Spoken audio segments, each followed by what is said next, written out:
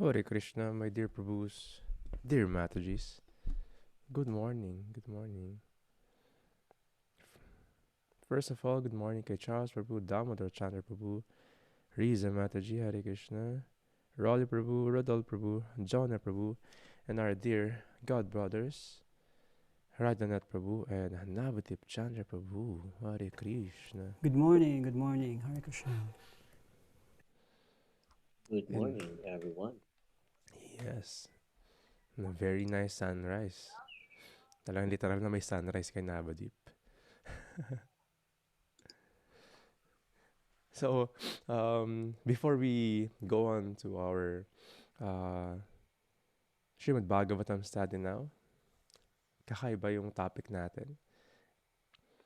And sobrang, um, sabi nga nila, nakaka-pressure daw yung mga scenario yung mga nangyayari sa paligid. Pero ang dapat gawin, malalaman natin in a while. So join me as we recite the invocation mantras to be in the proper mood for us to be in the mood of service, in the mood of request. ॐ नमो भगवते वासुदेवाय ॐ नमो भगवते वासुदेवाय ॐ नमो भगवते वासुदेवाय नारायणं नमस्कृत्य नरं चैवं नरोत्तमं देवीं सरस्वतीं व्यासं ततो जयम् उदीरयेत् नष्टप्रायेषु अभद्रेषु नित्यं भागवतसेवया भगवति उत्तमश्लोके भक्तिर्भवति नैष्टिकी. And previously, in our Srimad Bhagavatam study, Ashvatam was already captured and he was brought to the camp where Draupadi is there, as well as yung mga brothers ni Arjuna. Yudhishthir is there, Bhima is there, Nakula, and his twins are there. Even si Satyaki andun. So together with Krishna and Arjuna, they are actually giving different arguments. Kasi si Ashvatam was bound by ropes like an animal. Pero due to mild and gentle heart ni Draupadi, he wants Ashvatam to be released sa rope na pagkakatali sa kanya, yung pagkakabound sa kanya. And biglang may change of heart si Draupadi. He wanted Ashvatam to be forgiven. Then si Yudhishthir, yung panganay sa Pandavas, agreed. Then halos lahat ng mga magkakapatid, even si Arjuna, agreed na. Then again, lumabas si Bhima. Si Bhima yung pangalawang brother. Tapos, he disagreed. So there was a confusion. Anong mangyayari? Ano yung um,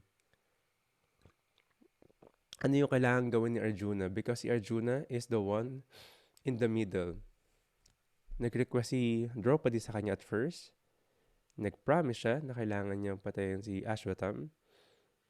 Then, si Draupadi is requesting na patawarin din si Ashwatam. Draupadi herself. Tapos yung mga Pandavas, most of them, yung iba sabi, patawarin si Ashwatam. Pero si Bhima, sabi, patayin si Ashwatam. So, I don't know if kayo na-experience nyo na yung mga gatong scenario. Not killing someone, of course.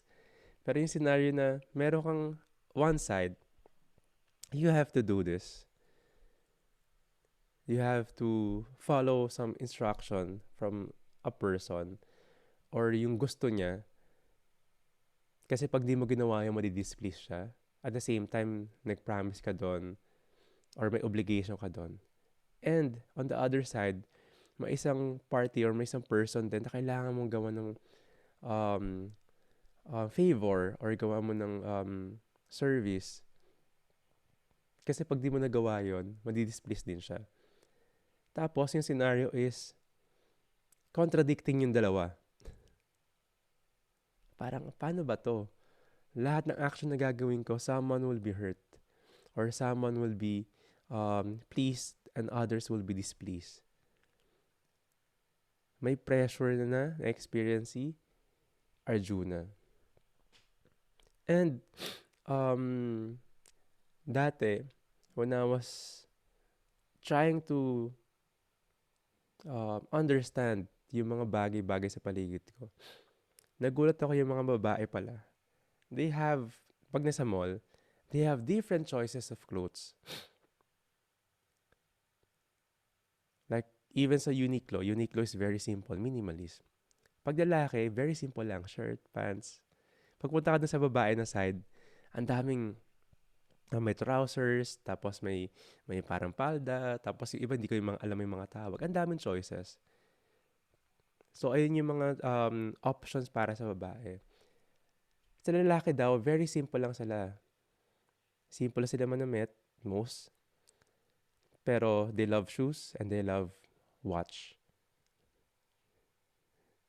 Di ba yung mga, makikita mo yung mga lalaki, simple lang.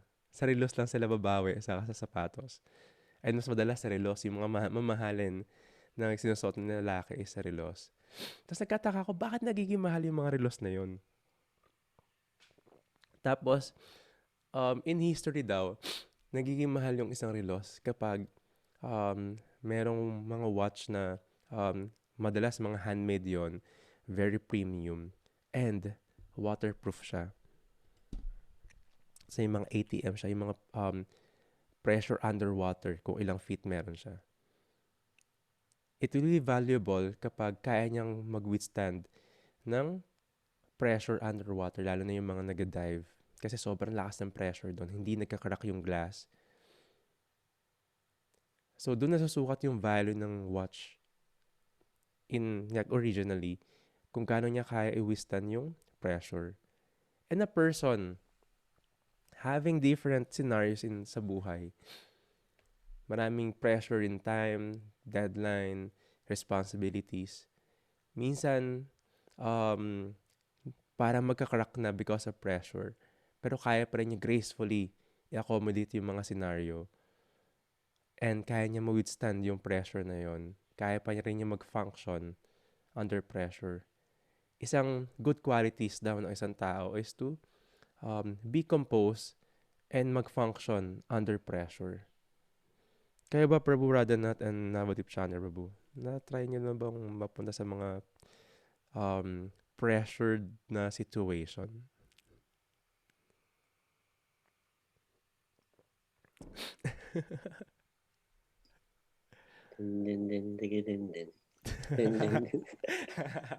Under pressure. Good morning, everyone. Ayun, pressure ako. Pressure sa, hindi. Before that, gusto ko lang ma-pressure din si Radha Charan Prabhu. Hindi kasi, kita nyo, kung hindi nyo nakikita ngayon, ang ganda ng camera niya bago. Gusto ko lang ayan, umiinom din siya ng tea. Kasi, dumating ako dito, meron na akong tea agad. Tapos, kasi iniwan ko dito yung computer ko. Tapos, iniiwan ko dito. Pagkadating ko nandirito na, nakasetup na yung keyboard. So, I'm humbled and grateful na, biro mo, Service Deluxe, meron pa akong hot tea. Herbal tea ka. Sabi nga niya, Liberty. Ayun. So, pressure, oo, maraming beses na. So, paano natin na-handle? Nag-crack na lang. hindi nag-crack. One time, may duty ako sa temple as parang nagugas ako ng pots nun. Medyo marami. Tapos, may harinam. Harinam, magpaparade sa street, masaya yun, pero may duty ka nga. Then, gusto ko rin naman, pero mas parang duty bound eh. Pero minsan mga devotees, lalo na yung mga senior, tatanungin ka. Pero yung tanong na yon parang ang dating nun, dapat sumama ka na, parang gano'n. Hindi, bibigyan ka ng choices, pero parang ang dating, dapat sumama ka. So, yung mga gano'n is talagang pag-iisipan mo na ano ba, hindi ba ako sasama kasi may duty, or yung duty na to is kaya bang pwedeng mamaya. So, I mean, hindi lang naman basta pwede siyang gawin na both pero pwedeng i-delay yung isa. May mga ganon. So, dapat, kasi yun nga, katulad ng nangyari dito sa scenario ni Arjuna, and then yung nila Krishna, is under pressure na nga siya eh. Iba yung opinion or yung instruction, which is maguguluhan ka talaga. Pero si Krishna nga, hindi naman niya tayo basta sinabi lang, yun na yung gagawin natin. Kumbaga, pag-iisipan mo din eh. Hindi naman niya sinabi, si Arjuna, hindi naman sinabing, patayin mo, and then patayin agad. Wala nang sabi ni Krishna, patayin ko to eh. Tapos hindi niya na pinag-isipan. No. Kailangan niya pa rin, madalas yung mga devotees, very intelligent talaga na pag-iisipan nila. And according nga doon is, si Krishna nga, hindi rin tayo bibigyan ng ng mga ganong klase ng challenge kung hindi natin kailangan. Upon that instruction is andoon yung blessing. Hindi ka naman niya bibigyan, hindi ka naman, kunyari, even the guru, hindi ka naman niya sasabihan na, uy, mag-drawing ka kung alam niyang hindi ka marunong mag-drawing. So, ang isasabihin niya lang sa'yo, yung alam niyang kaya mo. So, hindi ka niya ilalagay sa alanganin. So, ganun din si Krishna. It's look like parang alanganin, pero Krishna knows the capacity of his devotee actually. And actually, yun nga kumbaga kaya namang isolve ni Krishna yun, sabihin niya na agad yung sagot eh. Pero ang dito is, to the point dito is, gusto niyang mag-glorify yung devotee niya yung devotee niya yung magiging glorious dito. Kaya binibigyan niya ng choices kung ano yung dapat gawin. So, hindi naman niya talaga pinapahirapan na, ikaw bahala mag-isip dyan. Parang gano'n. So, maraming times na ako na yun, monk in the middle, na nasa middle ka kung ano yung dapat mong gagawin. Isa pa doon, yung pag-aaral ko, tapos yung pag-stay sa temple. Kumbaga, in the middle ng pag-aaral ko, parang gusto ko nang wag tapusin eh. Pero yung tatay ko, desire niyang matapos ako eh. Pero anyway, pinagsabay ko, pero tinapos ko yung pag-aaral. Hindi na kinaya, hindi na yung inip na gusto mapunta sa temple, hindi na inabutan ng board exam. Talagang gusto ko nang mag-full time sa temple. Kaya hindi na ako nakapag-board exam. Pero yun, yung kumbaga, lahat gagawin mo para ma-please lang yung isang party, and then yung gusto mong gawin din. Pag-iisipan mo talaga. So, yan.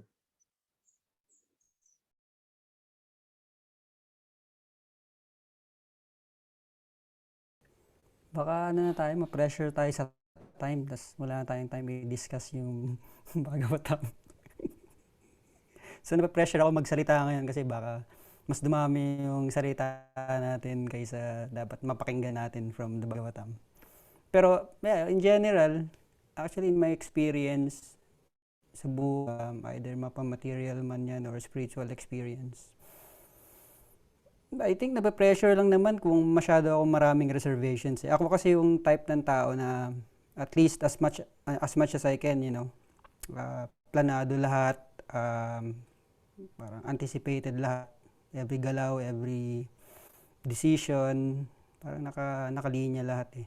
So I guess napapressure lang naman pag yung ganun, medyo may uncalculated na mga bagay, pero as much as possible nga, tinatry ko siyang i-calculate. Part of life na mapuput ka sa situation na hindi ka komportable. Yun nga, pressured. And syempre yung mental toll nun, no? Nung, how will you act now? Kasi usually pag, at least sa experience ko, pag alam ko na pressure na ako, na-stuck ako eh. Parang alam mo, hindi maka-move forward.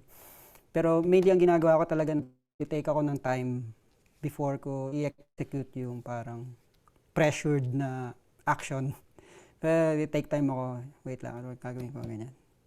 So certainly pressures sa buhay is there. Pero I guess ang mas matinding pressure para sa akin yung ano eh, yung following the instruction ng guru. Ayun para sa akin eh. Based sa experience ko rin na syempre, somehow blessed tayo, nakakapag-serve tayo kay Guru Maharaj closely, personally, and maraming experience sa travelings. May mga situations talaga na mapuput ka under pressure. Kasi lahat ng mga lugar na pupuntahan nyo, hindi mo naman talaga alam eh. And may mga bagay na kailangan kang gawin out of really need. Yung do the needful ba na situation. To be honest, parang wala kang alam. So parang mas ang pressure sa akin is yung yung paano mo ini-execute in such a way na yung outcome is mapiplease yung guru. So, pag may mga ganun talaga, pag nasa pressured moments ka, dadasal ka talaga eh. Kasi hindi mo naman control talaga yung nangyayari. Dadasal ka, hingi ka ng blessings kay Krishna na please let me come out successful sa sitwasyon na to kasi all I'm trying to do is just assist spiritual master, maging mabuting devotee. So certainly pressures are there, but sometimes medyo lang siya eh, na may misunderstood. For me, yung pressure, parang yun yung indication na nililinis ka ni Krishna konti eh. Pinapolish ka niya konti. Especially when we speak about yung mga spiritual matters na nagpa-pressure sa'yo. Whether sa service mo, sa association mo sa devotees, yung mga ganon. So, ang mentality towards that is magpray kay Krishna na maging victorious tayo under pressure. Nga parang ni-describe ni Radha Charan Prabhu. Yung mga ganung bagay na pag nag-come out ng pressure or built for pressure, valuable yun eh. Precious sila eh.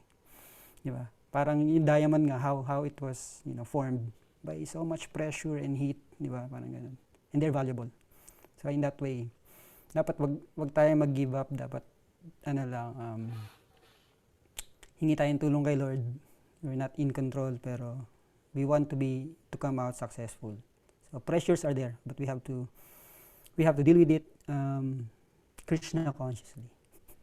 Yes, napakahabang introduction natin kasi napaka-importante. Before basahin ni Navadip Prabhu yung mga succeeding verses natin, gusto ko yung share nila regarding pressure. Kasi sobrang important to in our growth. We could be in a place na andun tayo sa comfort zone. Hindi tayo na-pressure, relax lang. Ito na yung ginagawa natin. Alam natin yung mga nangyayari. Walang bago pa ulit-ulit. And very comfortable. And we know walang growth sa comfort zone. May next level and yung third level. Yung next level natin is ito yung mga significant pressure na meron tayo sa sitwasyon sa buhay. Dito tayo na-stretch. Dito tayo nag-grow. Pero may limitation yung bawat tao. Merong panic zone na hindi mo kaya. Na sobrang grabe yung situation. And gusto ko yung sabi ni Radhanath Prabhu na kailangan mag-pray kay Krishna, kailangan mag-seek ng advice sa spiritual master or sa mga senior na devotees na meron tayo with experience or yung mas naka-experience din ng ganung pressure, may growth, na para matulungan tayo in that stretch na nangyayari sa atin. And si Arjuna, having the qualities of a pure devotee, he could handle pressure. Galing nga lang nila sa war eh. Pero still, he is seeking advice kay Krishna. Nagdadasal siya kay Krishna. And babasahin na natin, Prabhu, ano yung mga nangyayari na. In text number. Anong text number tayo? 52. 52, 52. 52. Yeah. 52. Chaturbuj, the four-armed one, or the personality of Godhead, after hearing the words of Bhima, Draupadi, and others, saw the face of his dear friend, and he began to speak as if smiling. Hindi. Gusto ko munang ano yun to. Ito munang tuloy ko na sa 54. Sige, sabihin ko muna to about sa 52. Chaturbuj. Bakit sinabing Chaturbuj? So, Chaturbuj, sabing gano'n. Kasi ang dating nito is si Bhima, galit na galit eh. Alam natin malakas si Bhima. Dito sa 51 sabi niya, Bhima however disagreed with them and recommending this culprit who in angry mood had murdered sleeping children for no purpose and for neither his nor his or his master interest. Paano na siya eh? Ano na to? Pasugod na si Bhima eh. Kaya biglang dito sa 52, humarang si Krishna as a Chaturbuj four-armed form. Humarang siyang ganon. Kasi alam naman natin na ang original form ni Krishna is yung two-armed form. Pero ang ano dyan, ang nangyari nga, yun yan, nilabas siya yung ano, para, kasi sobrang napakalakas si Bhima. So alam niya yung capacity ni Bhima. So para maharang siya or maawat siya sa sobrang galit niya, is yan, nilabas ni Krishna yung four-armed form niya. And then, yun nga, sabi nga dito, sa purport ni Prabhupada sa text 52, Lord Krishna had two armed forms, and why he is designated as four-armed forms, as explained by Sridhar Swami. Both Bhima and Draupadi had opposite views about killing Ashvatam. Bhima wanted him to be immediately killed, whereas Draupadi wanted to save him. So we can imagine Bhima ready to kill while Draupadi is obstructing him. In order to prevent both of them, the Lord discovered another two-armed. So, yan na nga. Para, ang main point doon is para maano siya maawat kasi sobrang lakas ni Bhima. And then, sabi dito sa text 53 to 54, personality of Godhead said, a friend of a Brahmana is not to be killed. But if he is an aggressor, he must be killed. All these rulings are in the scriptures, and you should act accordingly. You have to fulfill your promise, and you must also act to the satisfaction of Bhimasena and me. Dalawa na. Ito na nga yung under pressure. Dalawa na yung instruction. So, yun na nga kung titignan natin, parang ano ba yun, pinapahirapan ba si Arjuna? Sabi ni Krishna nung unang-una, wala pa sila dun sa camp, patayin mo na. Ngayon, dinala pa dito. Biglang sabi na naman ni Krishna is a friend of a Brahmana is not to be killed. The Brahmana not to be killed, even the friend of the Brahmana or the Brahma Bandhu not to be killed. So, ito na. Kumbaga, actually, isang ano dyan, para maintindihan natin. Sabi nga natin, sabi lagi sa scriptures is, yung isang bagay, hindi natin magagawa ng tayo lang. Then, maririnig natin, oh, I am not the doer. Maririnig natin yan minsan sa mga devotee, I'm not the doer. Krishna is the one who allowed this. Hindi rin naman talaga si Krishna yung siya lang ang mag-aalaw nun. Yes, kumbaga walang blade of grass na gagalaw without the sanction of Krishna. Tama yon, totoo yon. Pero, hindi lang basta sisisihin natin si Krishna na, si Krishna ang nagalaw niyan, si Krishna nag-arrange niyan. So, ito nangyari sa akin, nahirapan ako, okay lang, ganyan.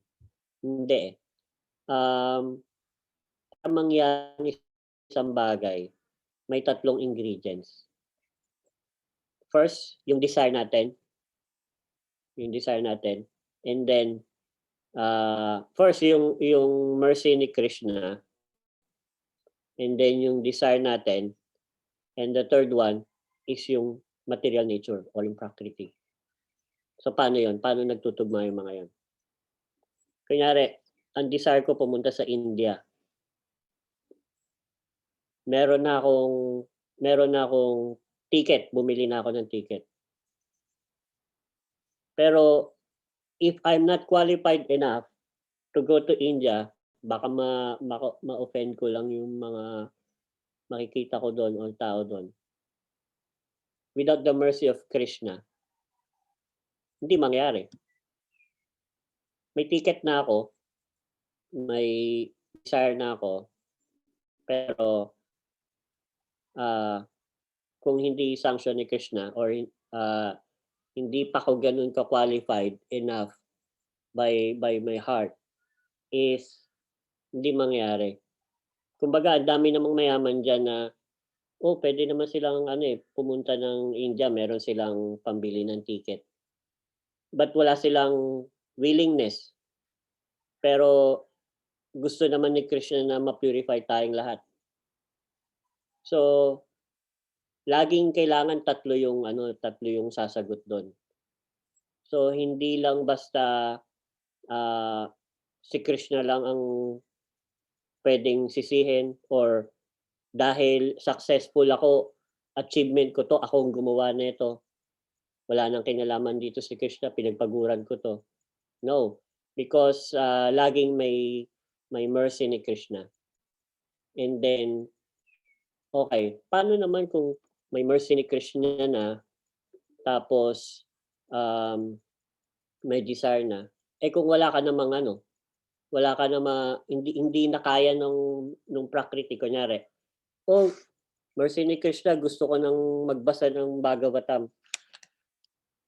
And then gusto ko na rin magbasa, kaso malabo na yung mata ko. Hindi na na-permit ng nature. So, maraming ganon na kailangan titignan natin sa lahat ng angle kung paano nangyayari yung paano mangyari yung isang bagay. But the ultimately is lahat yon merong titignan natin lagi, or we always seek for the blessings of Krishna. And ito ngayon yung ginagawa ni Krishna kay Arjuna. Kayang-kaya niyang isolve yan lahat. Ihin niya na yung sagot. Pero hindi niya pa sinasabi. Kasi gusto niya i-glorify, maging glorious yung devotee niya. And in that way, makikita mo nga yung first appearance nga ni Krishna Hindi magarbo agad Kumbaga, una, nag-serve sa devotee niya, nag-drive ng chariot. Pangalawa, pinoprotektahan from the Brahmastra weapon.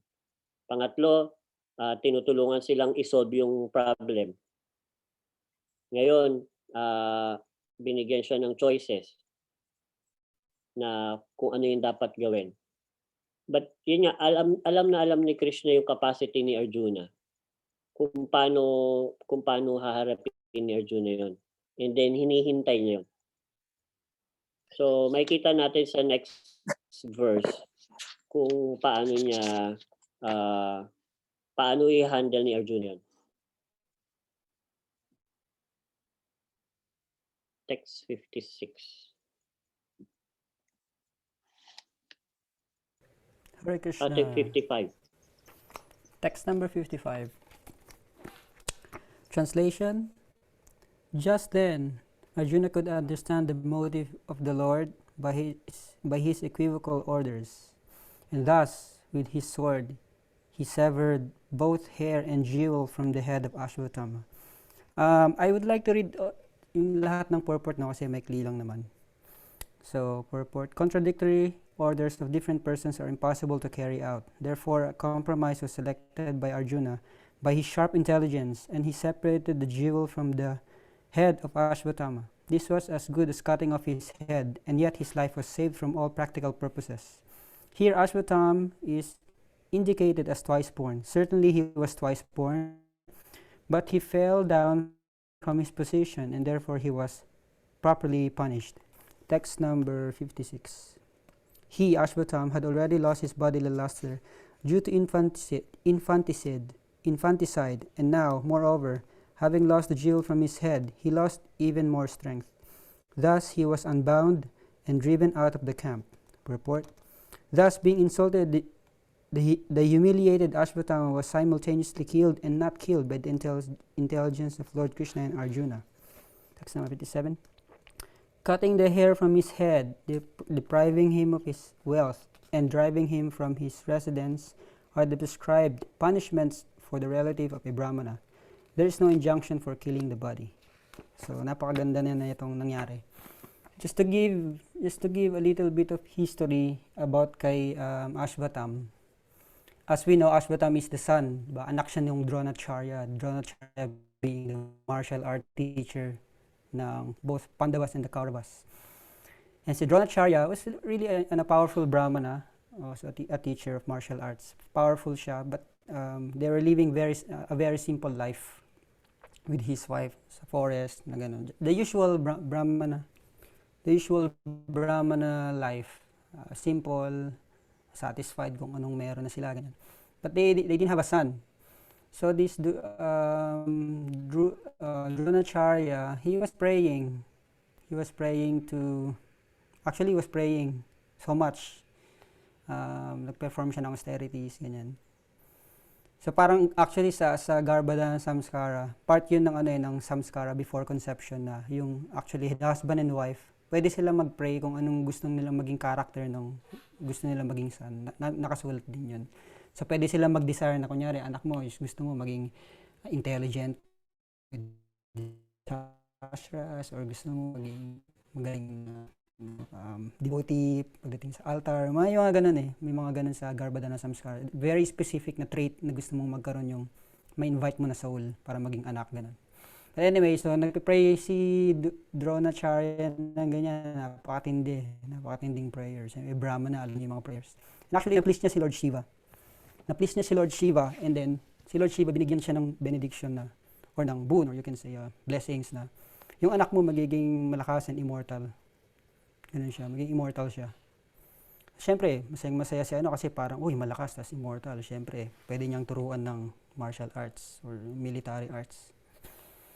Long story short, yun, pinanganak si Ashwatthama. And si Ashwatthama nung pinanganak siya, yung sinasabi, kasi very important dito yung point yung jewel sa head May built-in siya na jewel sa head. Nung pinanganak siya, naka-built-in yun, naka-embed sa ulo niya dito sa forehead. Naka-embed yun. Parang And supposedly, si Vision. parang si Vision. Exactly, parang ganun. Yes. Yung si Vision, may ganun. Pero hindi siya pinanganak na may ganun. Nilagay yun. But anyway, yeah, you get the idea. So, yung jewel na yun is, nagbibigay sa kanya ng power yun It's specifically power to be superior sa any living entity besides human beings. So meaning mga animals, lahat ng animals or any other living entities.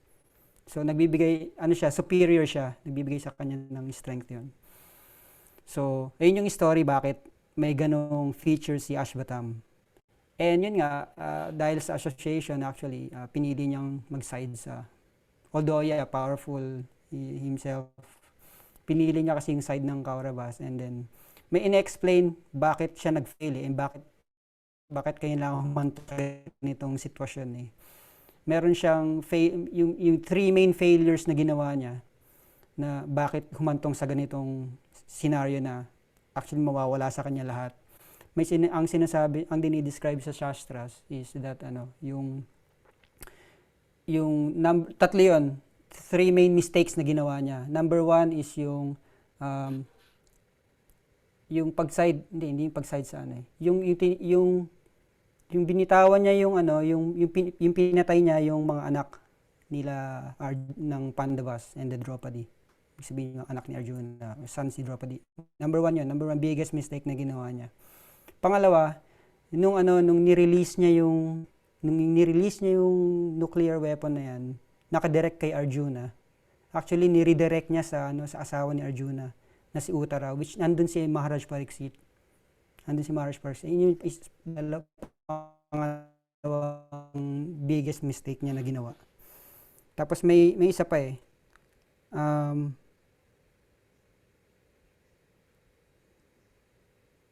Kill the Pandava sons, Brahmastra,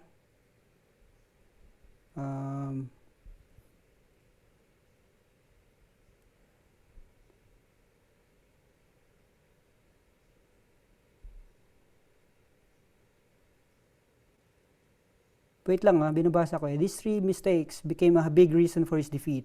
First, he killed the sons of the Pandavas while they were asleep. Second, he used the Brahmastra on Arjuna, and then finally he deviated. So yun pala yun. So yun na yun, yung tatlo na yun, mistakes. So he deviated.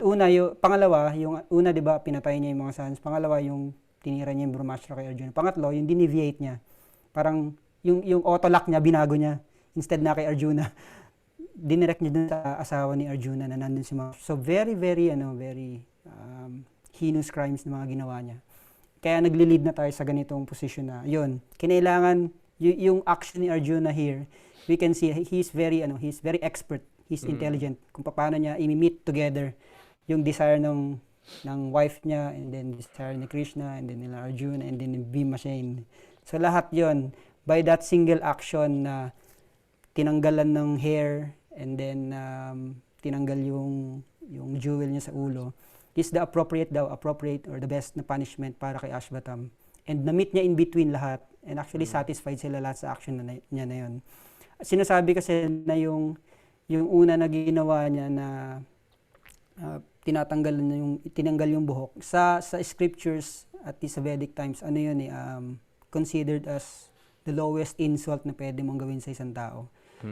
Maririnig din natin yan sa mga future na discussions, or pag pumunta sa ganung discussion na yung infamy is worse than death.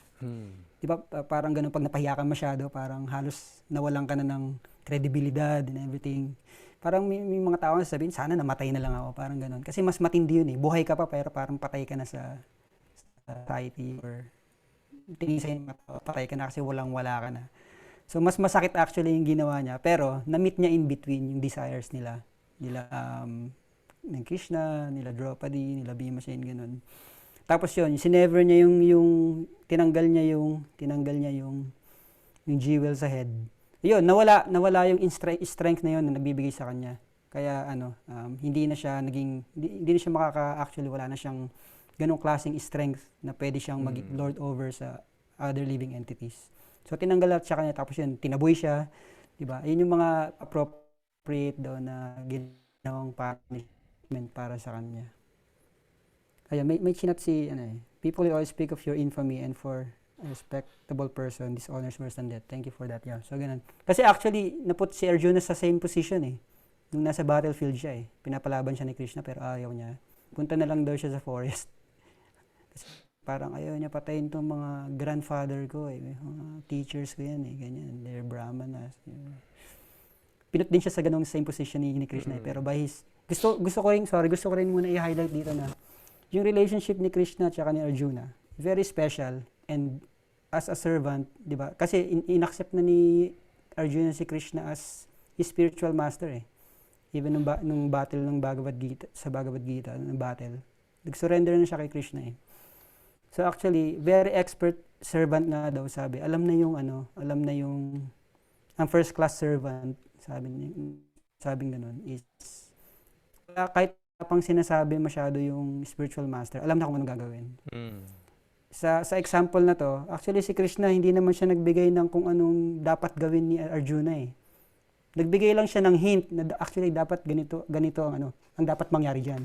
Pero makikita mo, nabasa ni Arjuna kung actually anong gustong mangyari talaga ni Krishna. Kasi kung titignan mo yung sinabi ni Krishna, parang inulit niya lang naman eh. Dapat Brahmana is not be killed, he's an aggressor, then he must be killed.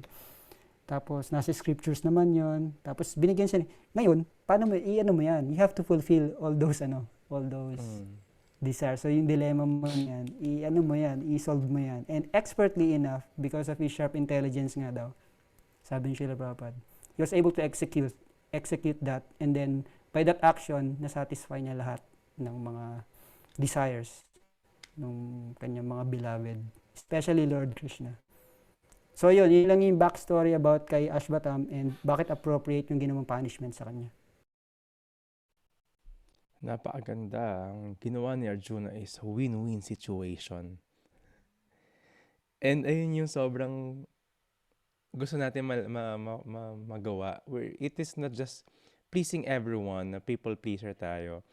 Pero may mga scenario na we have to do it in a way na pinag-isipan. If si Arjuna is not that smart, not that wise person, he will just follow umpisa pa lang. Sabi ni Krishna, patay mo na yan. Pero knowing, sabi nga ni Nirvanath Prabhu, the first class disciple is he knows yung desire saka yung mood ng guru. If he speaks or even he doesn't speaks, alam niya. Si Krishna nagbigay rito ng different scenario. Nag-i-instruct siya at the same time, nagbibigay siya ng yung instruction niya hindi directly. He's just giving options kay Arjuna. Ano yung gagawin mo ngayon? And bandang huli, nagbigay siya ng dalawang option. Fulfill mo yung desire ko, fulfill mo rin desire nila Bhima. Anong gagawin mo ngayon? It just shows na si Krishna are the reason bakit tayo merong mga ganitong scenario sa buhay. Ultimately, not a blade of grass moves without Krishna's sanction. Sabi na Navadip, we have the desire, we have Krishna, we have the material nature. And those who, yung desire natin na magka-sanction noon, papayag or hindi, si Krishna. And the material nature will help us he will help Krishna, he will assist Krishna para mangyari yung scenario. This scenario, si Krishna nagbigay ng mga points and yung dalawang side para kay Arjuna. And in our lives, mangyayari to. Sabi ni Radhanath Prabhu, mangyayari. Di maiiwasan to. We have to choose. Minsan, it will be some petty things, Pepsi ba o Coke. Pero mas madalas, mas malaking bagay, mas malaking decision making yung kailangan gawin. Di ba habang people are having responsibilities or wearing many hats or duties, mas madalas na niyang pag-isipan yung mga moves niya na gagawin. Kasi when he move or take a step in this side, may mga disadvantages at advantages. Just like playing chess. When one is playing chess, aside from the pressure of time, iniisip niya 1 step ahead, 2 step ahead, 3 step ahead. Pag ginawa ko to, ito yung pwede gawin niya. Ito yung pwede mangyari.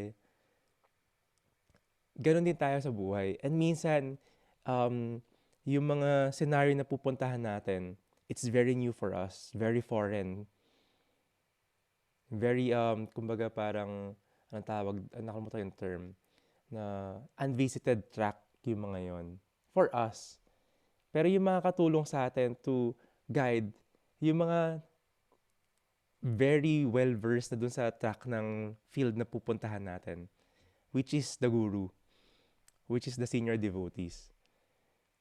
That they've been through this mga scenario sa buhay, or at least similar, because of their wisdom, they will give us pointers na ito yung mga pwedeng mangyari kapag ginawa mo yan. And this side, ito yung pwedeng mangyari kapag ginawa mo yan. But ultimately, because of our free will, tayo pa rin magde-decide. Just like Krishna gave the scenario kay Arjuna in final, then you decide. And Arjuna gracefully, very gracefully, um, I think na-pull off niya yung scenario dito eh. na um, na-please niya yung both side. And by that, si Krishna was very pleased. At the same time, Ashvatam was punished accordingly. Ayun nga eh, in very respectable person, dishonor is worse than that.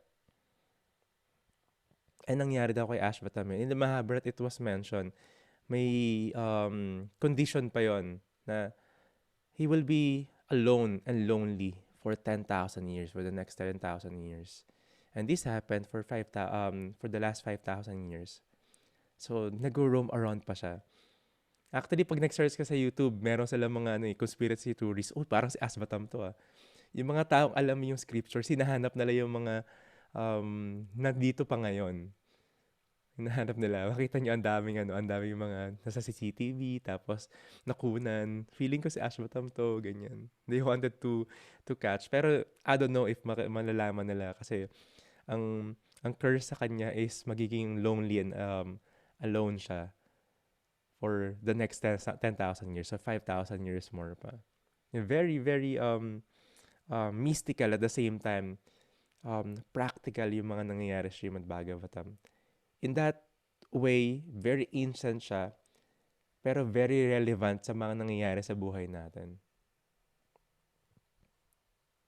What can you say about this, Navadip Chandra Prabhu? Gusto ko yung sinabi mo na yung pag napunta tayo sa mga ganun is sa parang dilemma nga. Ang ang unang pupuntahan or inquiry natin is yung guru, yung mga guru, and then yung mga devotees na yun nga, similar na experience doon. Kasi napagdaanan na nila eh. And also, ganun din naman yung sastra. Kaya nga, sabi nga, ito yung mga devotee na nasa sastra is, kumbaga, sabi nga daw, hindi naman daw sila magpapakamatay, mag-volunteer para lang sa wala eh. Actually, yung buhay nila naging role model na eh. Paano nila hinarap yung mga challenges na yon. Then, makikita din natin in the end, paano naging successful. So, hindi rin natin pwedeng sabihin na, hindi, nasa sastra yung mga yan, mga devotee na yan, automatic yan, kasi pastime ni Krishna yan eh. No. Si Narada Muni nga, hindi naman siya agad na transcendental spaceman, galing pa siya sa mahirap na family, tapos yung hindi daw maganda yung physical features and all. So, kasi yung kung dati kong tinitignan, how I see it, is, yung mga guru, automatic sa kanila maging saintly. Yung mga pure devotee na yan, mga devotee ni Krishna na nakikita natin sa sastra, automatic sa kanila yan. Pinanganak na silang ganyan. No. Even, yun nga, may tinanong dati si Radhanath Maharaj. Tinanong siya dati. Sabi niya, ginlorify pala siya na sabi niya, Maharaj, you are so humble. So sabi niya ganun, bago pa lang matapos yung word na humble, sa gitna pala, kinat niya na. Kumbaga parang sinasabi niya na hindi siya humble. I just practice it. If we just practice it again and again and again, sabi nga ni Michael Jordan, practice makes perfect. Si Kobe Bryant, paano siya naging legend? Nag-practice din. Lagi mas maaga sa court dun sa mga teammate niya. So lahat nung may endeavor doon sa gusto nating marating is kayang marating yon by the help of the guru, sadhu. The guru is our teachers. Then the sadhu, the devotees around us, good association of the devotees. And then sastra, with the help of the sastra. Manual nga to ng life. In order, even in the next life, ito rin yung manual. So, napaka-importante kasi kumbaga sa feng shui daw, yung tatlo, yung number 3 is very stable yan, eh. Very stable na kunyari yung makikita mo yung stand ng mga selfie stick or mga anything na stand, tatlo, very stable yon. So, magiging stable yung buhay mo 'pag laging tatlo yung pinagkokonsultan mo ng ano, ng any decision mo in life. So, you'll be safe, and you'll be taken care of. So, yun.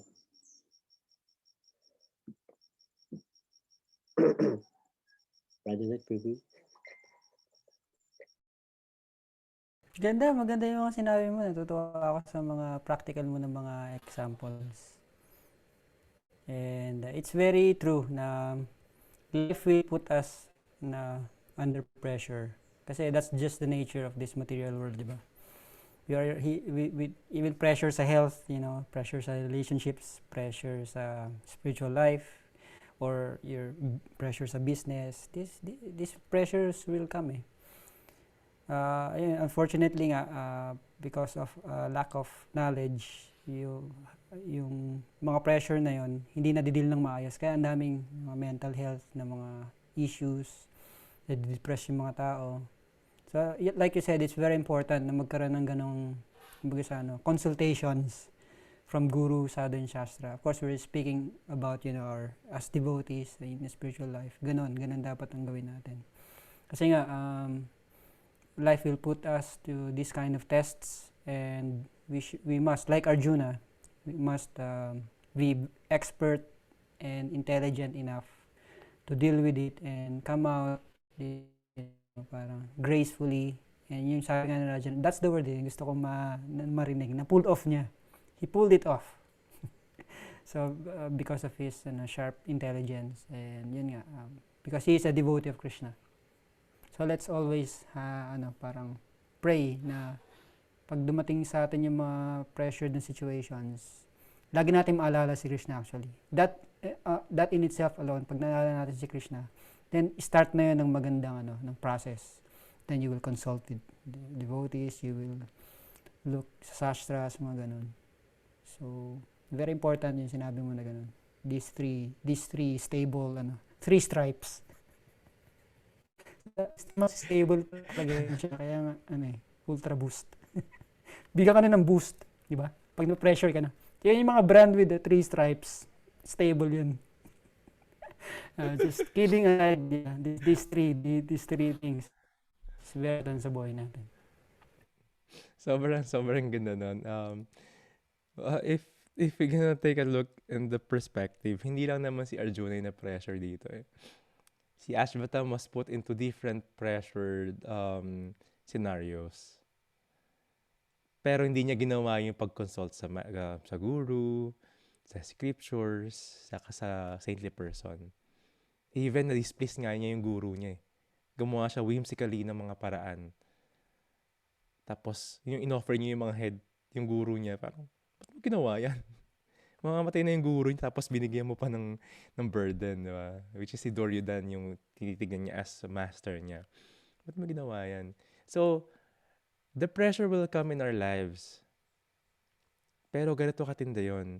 May mga decision making tayo na pwedeng from a snap of a moment lang, na pag nangyari, yung trajectory niya pwedeng maging okay or pwedeng ang laking damage na mangyayari for us and for ibang mga tao. It will take a toll sa mental health natin or sa ibang tao. Or even, yung nangyari dito is, ang daming namatay. In the text number 58, thereafter, the sons of Pandu and Draupadi, overwhelmed with grief, performed the proper rituals for the dead bodies of their relatives. Thus end the Bhaktivedanta purports of the first canto, 7th chapter, the Srimad Bhagavatam, entitled The Son of Drona Punished. So, may mga decision-making tayo na if we did not consult in the proper sources, we may pull it off, pero mas sure tayo na ma-pull off natin yon kapag may guidance tayo. And pwede rin mangyari yung nangyari kay Ashwatam. Aside from him, napunta siya sa sitwasyon na hanggang ngayon, nag-suffer pa siya. For sure, binabasa natin sa chapter 7, ilang moment lang yon, siguro ilang days or ilang oras lang yung nangyari yung mga sitwasyon na yon. Pero yung suffering na ginawa niya, nag-suffer, nag-grief yung mga Pandavas, which are great families. At the same time, hanggang ngayon, for thousands of years, kailangan niya pagdusahan. And ganun din yung mangyayari sa buhay natin. Hindi natin makikita ngayon. In the future lives, we could be put into a body na kasi ito yung ginawa natin last life. We can be put in different scenarios, different planetary system because ito yung ginawa natin. Or even in this life, pag may decision tayong ginawa out of emotion, out of pressure, out of wrong decision, ito yung papagdusahan natin. Some, pwede sila makulong for a lifetime dahil sa few minutes na ginawa nila. So, very important when we are put in situation which hindi natin maiiwasan. We should be humble enough and we should always remember Krishna. Kaya tayo Krishna consciousness, we always want to remember Krishna. And when that situation comes, automatic, Krishna, ano dapat kong gawin?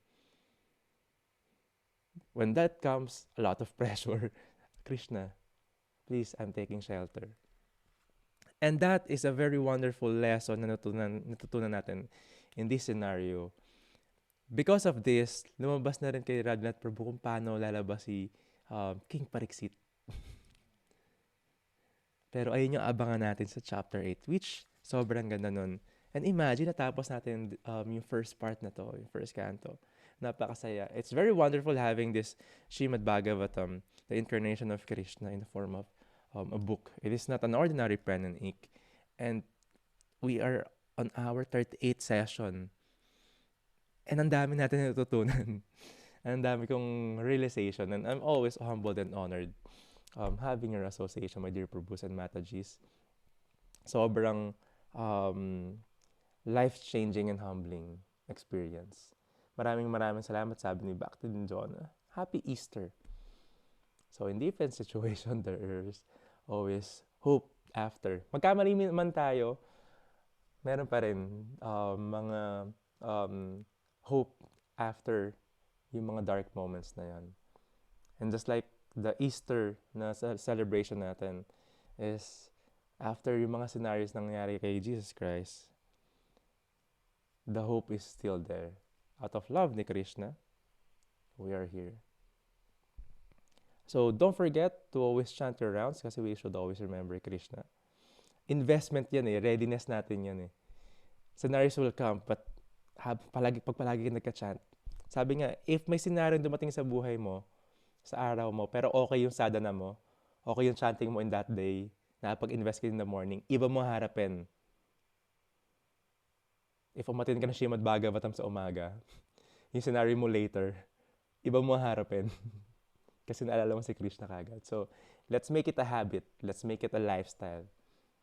Let's make it a sadhana to read Srimad Bhagavatam, study it with the association of devotees, and chant our rounds and do some services. So, let's transfer sa classroom ni Guru Maharaj for the next Srimad Bhagavatam class. And 11 o'clock, we will have a Bhagavad Gita session. Sobrang ganda na ito kasi the association, how to choose the circle of friends that we have. And later tonight, we will have a podcast session with the Village Talk. Which is kami rin yun. Maraming salamat, my dear Meron ba? I think so. Karantara Very Srimad well. Bhagavatam ki jai. Srila Prabhupada ki jai. Gaura Premanande, Hari Bol. Happy Easter, everyone. Hare Krishna. Happy Easter. Galing, nasa labas sila lahat. Oh. Yung si Donna nakapasok mo sa bahay. Ito mga nagpapaaraw yata. Hare Krishna. Yan.